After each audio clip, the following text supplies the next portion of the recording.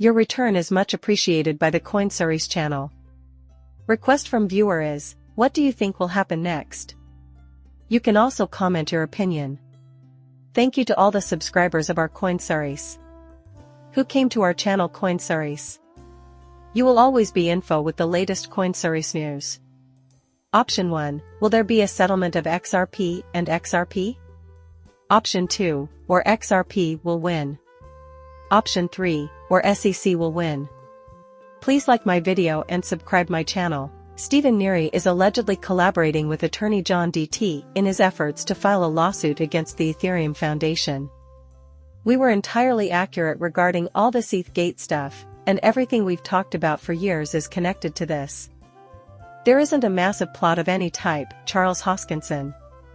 The data we have shows that collaboration between the SEC and health-related groups is real. But, as you may already be aware, it turns out. But that's not all. Reports and evidence suggest that Vitalik Buterin, one of the architects of Ethereum, is involved in much more. Another incident involving Joseph Lubin was an attack or hack. I will make sure to keep you informed in this video, even though it has likely been in the news already. On the other hand, this has sparked rumors that attorney John Deaton might be embroiled in a marital dissolution lawsuit. From Stephen's tone, it's clear this is pure revenge, and I have to admit, it probably deserves to be this way. I want to make it apparent that I am not from a wealthy background. Well, I certainly don't pretend to be one. Additionally, you shouldn't do any financial deals that I suggest. I am just an enthusiast that enjoys making videos on YouTube about cryptocurrency as a hobby. Here I will show you two articles that are really similar to each other. The Ethereum Foundation is the subject of a legal investigation on its potential involvement in the Gate currency hack, beginning with this one from 5 days ago. Also from today is this one. According to the source, the fraud case against the ETH Foundation is moving forward. Since Stephen Neary himself contributed the first piece, I'll assume you're familiar with him and his background at this point. In that case, the video won't let you down. Remember that he was facing decades in jail for a crime he couldn't remember when he was the subject of the lawsuit that resulted to his drafting. You may get a wealth of information on the whole event online if you're interested. Nevertheless, I'm going to presume that you are already acquainted with it since I have discussed it in other videos on the channel. The video will still be understandable even if you don't have such knowledge, but this afternoon's absentee landlord Stephen Neary expressed his gratitude to Truth Labs in the following manner. Every single person you hear mentioning Dull Sleuth or Truth Labs in this video is actually the same person. We at Boring Sleuths Rebel are grateful for it. Sorry, but tedious detective disclosures have made the connection between Joseph Lubin, the Ethereum Foundation, and the 2016 Gate currency breach into much more than just a problem. This vital piece of information has sparked an independent investigation of the ETH Gate by the courts. We have reached a significant milestone in our journey to unveiling the complete narrative. I should be completely preoccupied with what occurs when the truth is revealed. Many in the XRP community have told us that we are correct, thus it must be true. This is not an elaborate scheme. True occurrences inspired the plot of Eastgate. Here is the first section. According to Truth Labs at Boring Sleuth on X, a platform that was once known as Twitter, the Ethereum Foundation is allegedly implicated in the 2016 Gate coin hack, which has caused a great deal of controversy and is currently being investigated by an independent legal team. After last week's post, Church Labs decided to take matters into their own hands and announce that they will be investigating the Ethereum Foundation for their possible role in the Gate coin hack. This has nothing to do with the 8th Foundation investigations that Stephen Neary and attorney John Deaton might be working on, which I'll talk about in the film later on. Doing these steps in the correct sequence is all that is required.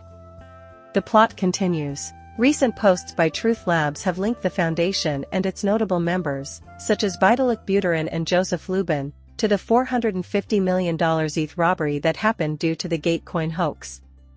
This new revelation follows a series of such publications. His exact words are paraphrased here. In the exact week since I published incontestable evidence linking Vitalik Buterin and Joseph Lubin of the Ethereum Foundation to the Gate coin exploit, Not a single developer nor crypto analytics firm has denied my assertions. Aaron even offered an alternative explanation. I don't know what you all think, listen. Nevertheless, if someone were to come to me with what seems like solid proof and grave accusations, I would openly refute the claims and make it clear that I was innocent of all charges. Because if you were to step away from the situation, it would be easy to fix. Nevertheless, you opt to keep quiet in the face of serious charges, even when there is ample proof that implicates you. You have to be cognizant of how that looks. Please hear me out on this. I will not claim that they were complicit in this hack. With that out of the way, I must say without reservation that this is a terrible appearance. Given the mountain of evidence, I have to ask if there isn't more to this. On top of that, communication broke down. There is something off about that. The fact that there was a misunderstanding is understandable, but it does not establish guilt beyond a reasonable doubt. Certainly not an issue. Nevertheless, when you consider all of the facts, I feel compelled to tell you that it is not visually appealing. Are you planning anything? Just try to imagine yourself in Joseph Lubin's or Metallic shoes if you think these charges are true. I get your point. It seems that the lawsuit you are currently facing will be joined by at least one more. Everything is coming together. Also, you won't just vanish if it's clear that you're not involved in any manner. I mean, come on, that should be easy. Those fixes won't fix the problem, thus there's more to it than that. From here, things will only get worse. Despite the allegations, the Ethereum Foundation and its leadership have remained silent, and the peace has persisted. Take the on-chain sleuth at his word. The reasoning behind this is crystal clear. Instead of challenging the facts, they can only choose to ignore them. The web content has earned nearly 1 million impressions. Reason being, everyone may access it. If you want to meet with the CFTC, DOJ, SEC, or Homeland Security, you'll need a quorum. It is true that this issue will remain. It is absolutely not going to happen, holy cow. There is absolutely no way that a snowball can land on its target. Especially when Steven is around. Something like a wildfire appeared to be roaring inside of him. I want you to understand that my intention is to make it seem like he is unhappy. Does this occur to you? I can't stop it. Steven Nari, better known by his online pseudonym ETH Whistleblower, is another supporter of Truth Labs. Nari previously served as an advisor to Ethereum. We use a truth serum in our claims. In addition to their relentless efforts to undermine my credibility, their reaction to that lackluster barrage was to nearly equalize, quote, "Why aren't they speaking out now that tedious sleuth, and I have presented specific claims, backed by on-chain data?" The conventional wisdom holds that those who have committed grave crimes would be best advised to remain silent and just state, yeah, and here's the thing. The fact that stands out as highly suspicious is one of the items. Vitalik and the others have been openly criticizing Steven Mirio before this, as I've already said. Their mood has lifted. Everything seems to disappear, though, as these accusations come to light. Indeed, they have, and to be very honest, that is good legal advice. They ought to remain silent. Assuming they are guilty, that is probably good advice from an attorney. According to Bitcoinist reporting, Truth Labs links the Ethereum Foundation to the massive losses suffered during the Gatecoin breach through an in-depth analysis of Ethereum wallet addresses and transaction records. Prior to the infamous DAO hack, this event occurred between May 9th and May 12, 2016. Gatecoin lost 185,000 ETH, which is now worth over $450 million, when it was reported. Regarding the Ethereum Foundation's financial worries during the DAO and Gatecoin hacks, along with the alleged involvement of the Ethereum Foundation, Truth Labs, and websites. So, it is the general consensus. Assume this is true. It would make perfect sense if Vitalik Buterin and Joe Lubin were really involved with the group, if they breached the law, and if they stole everything. If that's so, the near bankruptcy of Truth Labs has led to suspicions that they released the hypothesis. Furthermore, their entire existence would come to an end if they were unable to complete it. Please allow me to continue. Truth Labs claims that the foundation's internal financial estimate from September 2015 predicted an impending cash crisis at the time of these breaches. They may have gone on a hacking rampage, because the Ethereum Foundation was going to collapse. The second story of the day follows. Insights into Ethereum updates the public on the status of the Ethereum Foundation fraud complaint. Former Ethereum advisor Stephen Nari's lawsuit against Metallic Buterin, Joseph Lubin, and the Ethereum Foundation has been updated and is now public knowledge. Concerns about potential impacts on the ETH ecosystem have refocused attention on lawsuits arising from allegations of wrongdoing in fraudulent businesses. In response to a community member's inquiry regarding the evolution of the lawsuits, Nari EOS's remarks are more credible due to his deep understanding of Ethereum, which you can observe on your screen. By navigating to the social media post, I will now reveal the exact question that was posed to him. We can probably assume that attorney John Dean is involved at this time, and it's obvious that he has been in contact with Stephen Area. On John Dayton's channel, there was a Stephen A. Area off video. In case you were wondering, the live feed had 93,000 views, which is an unprecedented number in the crypto world. I was there personally, and it was completely absurd. You can watch the video again if you want to.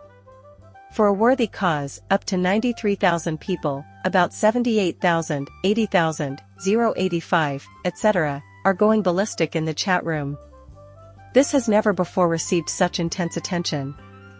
I indicated at the opening of the video that this hack, real or not, supports our suspicions about these folks and their plans. I may not have all the information, but I do know that their current situation is extremely dangerous. But we already had the findings from all the XRP-related Twitter detective work and the years of community study. We had always known they were dubious characters. An individual named Ed did, in fact, write to Stephen Nari on X regarding the lawsuit you stated you were going to file against the Ethereum Foundation. I was wondering where things stand between you and John Deaton, Stephen. In response, Stephen confirmed that we are actively addressing the issue. There is a constant growth in the size. It is both difficult and horrible. Every day, I set my mind to it. On top of that, things have become much more intriguing. Among all living beings, I am the most impatient. For me, this is incredibly annoying and costly. Regardless, it's crucial. Oh, I get it. Evidently, he is working with attorney John Deaton on the case and is confident that it will be revealed. You can bet that it will be fascinating. It brings me joy to know that some people here are eager to find out the truth. Seeing as how I am an XRP holder, I can confirm to the fact that numerous people were involved in the injustices that led to this result. Being somewhat pessimistic about it. In what position are you? That doesn't really bring me down. Although it doesn't help, I usually don't feel irritable first thing in the morning. Give me your opinion, please. The fact that this is still being worked on makes me happy, though. No need to sugarcoat it, come on. I don't focus on financial advisors. Nothing I say will sway your decision to buy or sell. Please subscribe to my channel, it would mean a lot to me. As for now, farewell.